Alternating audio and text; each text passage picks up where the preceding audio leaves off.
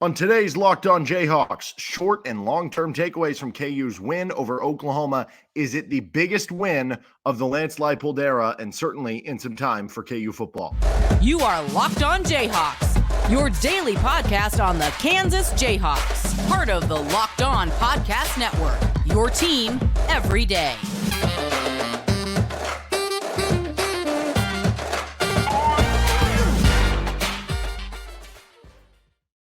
I'm Derek Johnson. You can hear me as well Monday through Friday from 3 to 6 p.m. on KLWN in Lawrence with Rock Chalk Sports Talk. Thanks for making Locked On Jayhawks your first listen every day.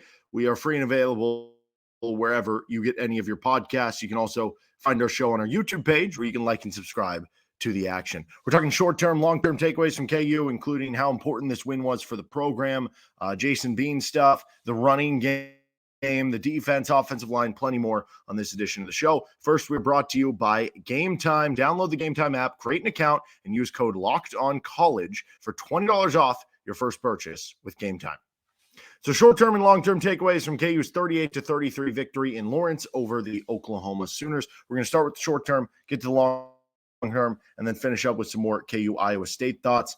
First up for the short-term stuff, I think this is the biggest win of the Lance Leipold era at Kansas. You can have an argument that the 2021 win over Texas and Austin was, it had a different sense of importance. It was the proof of concept of what the coaching staff was bringing to the table at KU, that was their first big win to make the players buy in and really have that belief of what they could do when they were fully bought in. And winning on the road against Texas and doing it for the first time since, World War II, made it very big. But this is the arrival. That was the proof of concept. Last year's win over Oklahoma State maybe is the uprising, so to speak, the rising up the ranks, getting to bowl eligibility. This was the cemented win of, we're not just a team that's there. We're not just moving ourselves from a program that's been dormant to one that's going to make bowl games. We're now one of those teams that's going to be good at football, and we are going to be able to beat some of the top teams. Doesn't mean you're going to do it every time. Doesn't mean you're going to be a staying power or anything in the conference, but it does show that you are taking even the next step to where you go as a program, right? And it's crazy how rapid the ascension has happened in this KU football program. And now you're ranked because of it. Are they going to be ranked on the college football playoff rankings on Tuesday night? I don't know, but it's going to be fun to turn on and watch and be like, I could care less who's going to be ranked 1, 2, 3, or 4. It's so early in the season that there's so much time to figure it out anyway. But I care, is Kansas going to pop up in the 20 to 25 range or something in the original college football playoff rankings? And that's really cool that you actually have to care about that from a certain standpoint. The offensive line, I think a short-term takeaway here, was the MVP of the game for KU against Oklahoma. 93 pass blocking grade on Pro Football Focus. That was your best of the season. It was up there with another game you had over a 90, but to do that against an Oklahoma defense that I think had 17 sacks coming in, which was 3 off the Big 12 lead, and a team that in Oklahoma plays super multiple, plays a lot of different, they kind of run different safeties and linebackers and linemen all over the front, who's blitzing, who's coming, who's staying, who's going. It's a complicated defense to go against. And I think it helped probably that KU had the bye week to deal with some of that. But there's a lot of communication that has to go on the offensive line. And give credit to Mike Nowitzki, who had a really good Pro Football Focus grade in this one. And I think he had a really good, you look to the past couple of years, Mike Nowitzki has been an excellent center and offensive lineman for KU. You look at some of the Pro Football Focus grades earlier this season, and there were some struggles in certain games and in certain grades overall. Overall still fine, but compared to where we were used to. And he's been playing through injury stuff. I remember at one point Lance Leipold mentioned him being on an injury report, but he was playing through it. And sometimes that can be the story. Sometimes if players struggling, they're playing through an injury you don't totally know about. Well, the bye week comes, helps him get rested up. Sure enough, he has a much better game. I don't think that's coincidence. But also the fact that you have that guy that can help point out the defenses is so helpful against a team like Oklahoma and where he was so valuable in a game like this. But also Dominick Puni continues to be awesome. Puni on the year has an 88 pass blocking grade. He has a 73 run blocking grade, an 80 overall grade on Pro Football Focus. He's been one of the best graded tackles in the country.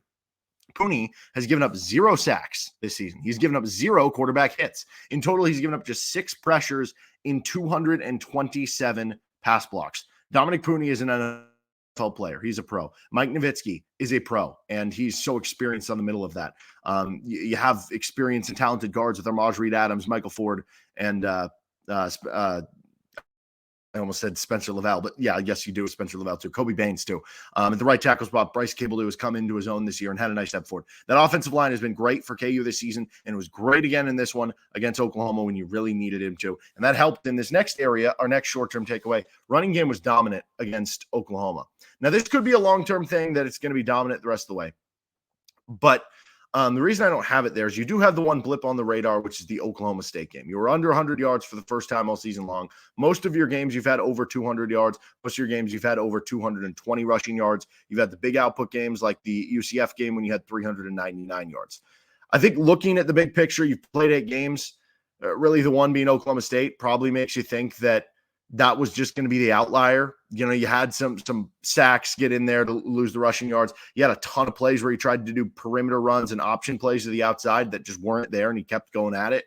And in the normal running plays, the more in the interior running plays, you were having success.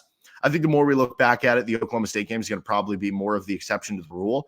Now, will there be one other exception to the rule game through the rest of the season? Absolutely, could be. Iowa State's got a top 10 defense. Kansas State typically plays good defense against you, right? And they have a solid defense there too. Cincinnati, yeah, even though they've struggled so far this year, they have a pretty good defense. So you look up and down the board, there's going to be other areas or avenues or games that KU could have a down rushing game from what we're used to.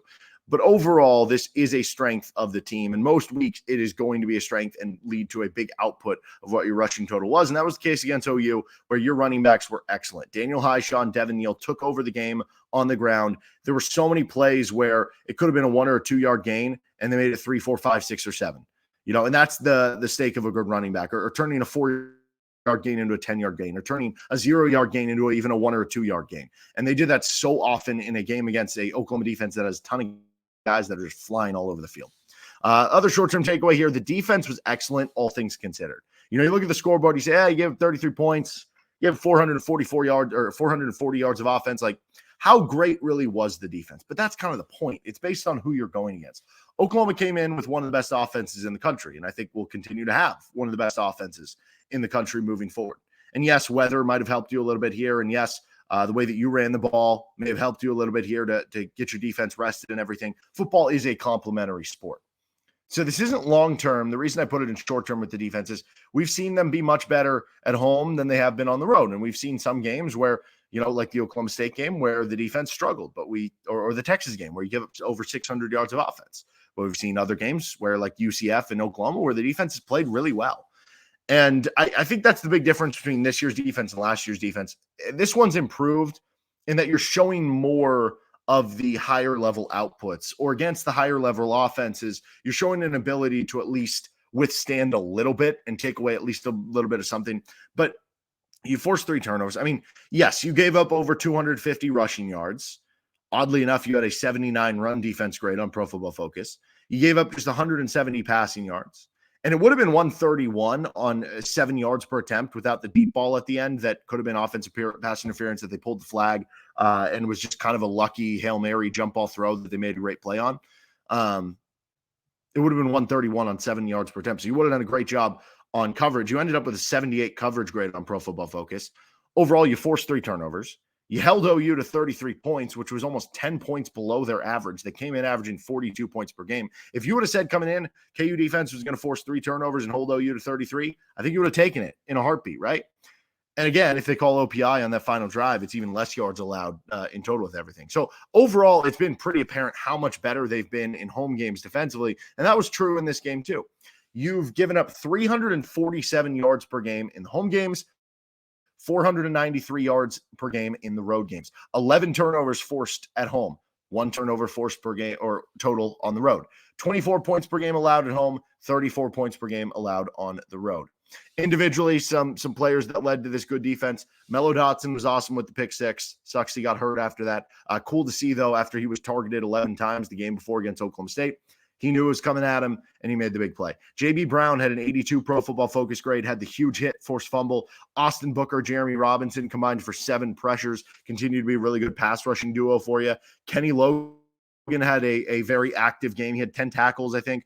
He had 6 missed tackles, oddly enough, by Pro Football Focus, but some of those were actually super helpful missed tackles because there were missed tackles that he read the play so well. He shot out of a cannon and hit the guy at the line of scrimmage or behind the line of scrimmage. The guy broke free, but it slowed him down and allowed somebody else to make the tackle shortly thereafter. So some of those were like good missed tackles.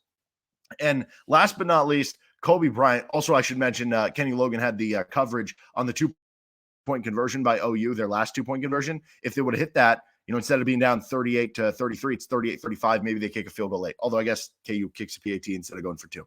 Nonetheless, Kobe Bryant, he was targeted 1 time the whole game. He gave up 5 yards. So the last 2 games Kobe Bryant's played, 4 total targets. He's given up 13 yards. Make that guy an All-American. Last short-term takeaway, you don't want to play KU off a bye week. Parent last year, parent this year. Let's get to our long-term takeaways here with Locked On Jayhawks. First, this episode of the show is brought to you by Gametime. Buying tickets to your favorite sporting or comedy or music or theater event, whatever you want to go to, should not be stressful because you're going to have a good time at the event. Why make the buying process anything different? Have a good time with it. You can do that with Gametime. They have flash deals, last-minute tickets. It's easy to find and buy tickets. You can either go to and see the picture of exactly where you're sitting from. You move your phone around, and it shows you the different views as if you're in the stadium, so you get a real view of what's going on there. On top of that, you can also go to the stadium view and be like, oh, okay, in the 100 sections, in the first section of things, or in the 200 sections, in the higher-ups, what's going to be my cheapest on each vantage point or each tier or each section of the tickets. You get exclusive flash deals on everything, and the Gametime guarantee means you'll always get the best price. If you find tickets in the same section and row for less, Gametime will credit you 110% of the difference. Snag the tickets without the stress with Gametime. Download the Gametime app, create an account, and use code LOCKEDONCollege. Get $20 off your first purchase. Terms apply. Again, create an account and redeem code LOCKEDONCollege for $20 off. Download Gametime today. Last-minute tickets, lowest price guaranteed. On to our long-term takeaways from KU taking down Oklahoma 38-33 on Saturday. I think a long-term takeaway here is Kansas has proven they can beat anyone in the league. All right, that was a top 10 team. And whether you thought that, even if you thought, okay, OU, maybe they're not the number 6 team in the country. Maybe they're more like what ESPN SP Plus had them as, which was like number 9. It's still a top 10 team, right? That's still a very big deal. And maybe you go back and say, I don't know if they can beat Texas. Well, OU beat Texas, right? On a neutral field. It's all about how you play that specific day. Anything can happen on any specific day, and that's always been the case in college football, but it's more so true with you now, right? To show that you won this game shows that you are kind of here to stay, it feels like, in the Lance Leipold era at Kansas. It feels like you showed you can compete with the big boys, and it's almost like a why not us in terms of why can't you compete to win 8 or 9 wins a year? Why can't you compete for Big 12 titles? Why can't you do this or that, compete for big-time bowl games? You showed you can beat OU. You're 6-2. You're ranked in the top 25. Even one of your 2 losses to Oklahoma State was a game that if a couple things go your way here or there, whether it's a call or not making a play here or doing this or that, maybe you win that game. Maybe you're 7-1 right now. Maybe you're in the top 15 or top 12 of the first college football rankings that come out at that point if you would have beat Oklahoma State. So Kansas proven that that's the case, and we'll see. If you beat Iowa State, like realistically, if you win your last 4 games now, you're going to be in competition for the Big 12 title game and for a New Year's Six Bowl. That's going to be easier said than done. You're underdogs to Iowa State this week. You still have K-State on there, who's going to be really tough at Cincinnati, even though Cincinnati struggled at senior day for them. Road games are just hard in college football. So it's going to be easier said than done, but you have a lot in front of you because of this game and this show that you can beat any of the remaining teams that you have on your schedule. Another long-term takeaway here, Jason Bean and Devin Neal are going to go down in KU lore. Kind of different reasons here. With Jason Bean, there's been some ups and downs, whether it was this specific game or throughout his KU career, right? Like ups and downs of having some bad games, having some good games, having some, like your Oklahoma State game, having so many good moments, throwing for 400 yards, throwing 5 touchdowns, but then having the bad interceptions and being unable to come through with the key final drive. Against Oklahoma, the ups and downs, below 50% completion rate, missing maybe Trevor Cardell or Luke Graham on touchdown or 2-point plays, throwing the bad interception. But then some big ups, whether it's the touchdown run, whether it's the big play on 4th and 7 to Lawrence Arnold. But through it all, Jason Bean is now the guy who quarterbacked the win that got you bowl eligible last year over Oklahoma State. And he had some big moments there, that long touchdown run, super efficient passing in that game. And now he was your quarterback against Oklahoma when you won the game. And I think this win was more about what everybody else did. Like Jason Bean played good enough that it gave you a chance to win the game. The interception at the end almost cost you that chance. But the reason you won the game is not just because Jason Bean, and it's not despite Jason Bean. Jason Bean was part of it, but the defense played well, was opportunistic. You made some key plays, forced some key turnovers, and the running game was really good, right? And some of the skill players stepped up and made big plays. But when you had to have it, the 4th and 7, 3 pass rushers coming at you, you throw on your back heel 20, 25 yards downfield, and you hit Lawrence Arnold for the big play. We judge quarterbacks on those key moments, and he came through and he delivered. And yes, I'm sure if Jason Bean starts against Iowa State and however many games he starts the rest of the way, there's going to be more ups and downs for Jason Bean. But 10 years from now, 15 years from now, people are going to remember Jason Bean as being the guy who got it done against Oklahoma and got Kansas to bowl eligibility twice in his KU career. And with Devin Neal, it's for a different reason. You're the local guy. You're from Lawrence. You grew up a KU fan. You decide to come to KU through all the turmoil, through the thick and thin. You decide to stay at KU even after the Les Miles saga that happens in the offseason. You come in, you have a good freshman year. You help lead KU to the win at Texas. You help lead them to bowl eligibility for the first time in 14 years in your second year. Now you have taken Kansas to a level where they're beating top 10 teams at home, where they've been ranked now on 3 separate occasions in the AP and the coaches poll on 3 separate weeks. On top of it, this guy's going to have an NFL career. He's probably going to earn all conference honors. I mean, this guy's going to be in the Ring of Honor when it's all said and done. And to have the hometown hero thing, the Lawrence thing, there's something really cool about all that stuff. Other long-term takeaway here, the last 2 games, I think, were long-term proof that KU mainly is going to win or lose based on the other stuff as opposed to QB play. We do like to center so much about, did the QB play well? Did they not play well? And yes, if your QB plays at a Heisman level, you're going to win a lot more of those games. If your QB plays at a really bad level, you're going to lose more of those games. But somewhere in the middle of those 2 things, between like Jalen Daniels is at the you're going to win a lot of games because this guy's playing at the Heisman level. And then you have your Big 12 starting or your KU starting quarterback from 2010 to 2018 or 2017 or whatever that you could pluck out and be like, and okay, you're going to lose a lot of games because you have that guy. In the middle in college football is where a majority of the quarterbacks rest. And I think that's where Jason Bean is. Jason Bean is, I think, a solid college football quarterback. He's middle tier of the Big 12, upper half in the Big 12. And I don't mean to say that as like, that's not supposed to be a negative. Like, that is a good thing. You know how many years we were killed for that at Kansas, right? So, like, he's good enough to win games. But when you're not that top tier guy, you're good enough to win games, but you need everybody else to make things happen around you. You need to run the ball well and or play good defense and or have the skill players make good plays, right? And that's what we know with Jason Bean. Look to the Oklahoma State game. Perfect example. Cross-compare Oklahoma State to Oklahoma.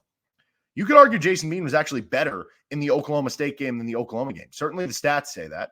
But the key drive, the key moment of the game, Jason Bean was better in OU than Oklahoma State. But the difference in the Oklahoma State game, which you lost, versus the OU game, which you won, and the OU game, a better opponent, is that in the OU game, you ran the ball well, over 200 yards. Oklahoma State, you had under 100. OU game, played pretty good defense. You held the team who was averaging 42 to 33, 9 below their mark. Oklahoma State game, I think they came in scoring about 24, 25 points per game. You gave up, 39? So they were well above their mark. You struggled tackling football. Special teams had mistakes in both games, but they did have more positives in the OU game than they did in the Oklahoma State game. So as much as we do boil this down to Jason Bean, and Jalen Daniels is so good that he does give you less margin for error, that some of those other things don't have to go your way and you could still win with Jalen Daniels. Jason Bean's good enough to win. Honestly, the conversation should just be more about, is Kansas going to do these other things well? Because Jason Bean will probably make a few mistakes that'll make you be like, oh, that's not great. But he'll also make some plays that keep you in the game. And it's up to the other guys to fill in the gaps from there. All right, we're going to finish up with more on the Iowa State game this upcoming Saturday with Locked On Jayhawks.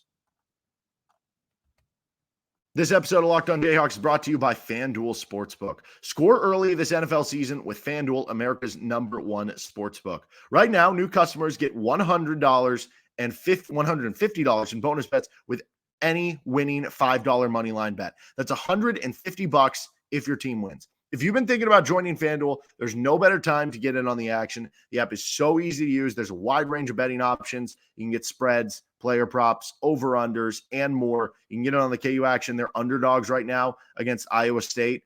Cyclones tough to beat. when you play them up in Ames. It's a night game too. They've got a top 10 defense. So I don't know. The over-under is very tough for me in this game. But if you're confident KU bouncing off of this game and moving off the momentum, you can get plus points or plus on the money line. So visit FanDuel.com/lockedon and kick off the NFL season. FanDuel, an official partner of the NFL. KU takes on Iowa State on Saturday. It's a 6 o'clock kickoff. So that'll be fun on ESPN. Got some primetime ability. Iowa State is there's a 5-way tie right now. I don't know if you know this. 5-way tie in the Big 12 for first at 4-1 between Oklahoma, Texas, Kansas State, Oklahoma State, and Iowa State. So as good as Kansas has been, they're actually in 6th right now of the conference. So this is actually a chance to technically go on the road and beat a team who's tied first in the Big 12. Iowa State's playing really good football, and this would obviously be a very impactful win. I think if you're ranking the toughest games left for KU, K-State would probably be number 1. This would probably be number 2. So, and I don't know that it's that far off because, I think K-State's better than Iowa State, but the fact that you have to play this one on the road, whereas you get K-State at home, does add another element into all this. But they opened as a 2-point favorite to the Cyclones. KU has not won in Ames since 2008. Right now, Iowa State's 82nd in the country in offense. They are 10th on defense and 33rd on special teams per ESPN SP+. They got a freshman quarterback, not an overly dynamic offense, but they've been getting it done lately. They put up 30 or more in 3 of their Big 12 games so far, 3 of the 5, including the last 2. Defensively, though, they are stellar, and they really held KU in check last year. It took them missing 1 billion field goals for them to lose that game. This is a good football team. I know they lost early to Ohio. It's kind of like Oklahoma State. Discount the early season results because for whatever reason, they figured it out since then. They're a different team since then. And Iowa State is playing really good football at this point in time. Kansas is playing really good football at this point in time. Biggest key for Kansas is trying to get up off the mat. I mean, first of all, they've been so much better at home than they have been on the road. They've really struggled on the road. But it's trying to get up off the mat after celebrating and having such a big win against Oklahoma and raising your energy level back to where it needs to go. Because if it doesn't, physical, fundamentally sound Iowa State team pop you in the mouth and win this game. And they are very good to do so. So coin flip game coming on Saturday. If KU wins this one, the Oklahoma game was proof that you can punch up in the league, that you can beat anyone in the league. You win this game, this is what true conference title contenders do or top-tier teams do. They don't just win the big games. They're consistent, and they follow up winning the big games by taking care of business in the other games. Let's see if they can take care of business on Saturday. That'll do it for this episode of Locked On Jayhawks. We'll be back tomorrow with a KU Fort Hays State preview for their second exhibition game in basketball. You can find our show anywhere you get any of your podcasts. Like and subscribe to us on our YouTube page. Have a great rest of your day. We'll see you next time with Locked On Jayhawks.